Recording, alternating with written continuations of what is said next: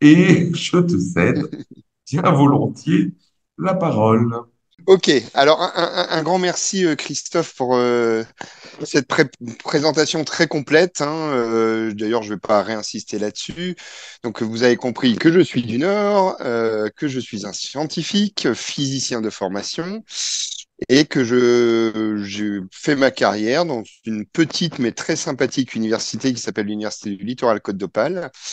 Et dans mes activités de recherche, dans le monde profane, mon truc à moi, ça s'appelle la spectroscopie, et c'est utiliser la lumière, en fait, on va dire, pour interroger la matière. Donc, je vais vous raconter un petit peu ça. On a coécrit, la spectroscopie est une communauté, hein, en France et dans le monde. Euh, et puis, en fait, comme une petite famille, hein. Il y a d'ailleurs une certaine fraternité aussi dans le monde scientifique. Et on est quatre, donc moi à Dunkerque, Vincent Boudon et Cyril Richard de Dijonais, et Maud Roger de Reims. Et on s'est dit un jour, tiens, notre discipline n'a pas vraiment d'ouvrage de vulgarisation. Pourtant, elle est en capacité de parler à tout le monde et de faire rêver tout le monde. Alors, on s'est lancé dans l'écriture. Le bébé est sorti au mois d'avril, et puis on a eu de la chance, c'est que je reviendrai plus tard. On a été lauréat d'un joli prix, le prix de l'Académie des sciences, arts et belles lettres de Dijon.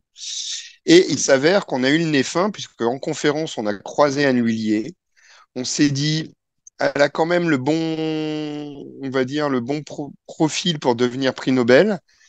On est allé la voir et très gentiment, elle a accepté de préfacer notre bouquin. Et 15 jours plus tard, elle était prix Nobel. Donc voilà.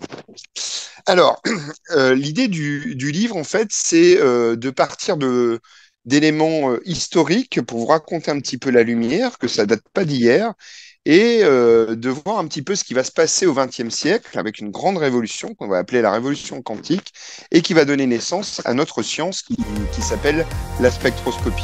Donc premier volet de mon intervention s'appellera De l'arc-en-ciel aux étoiles, la naissance de la spectroscopie moderne.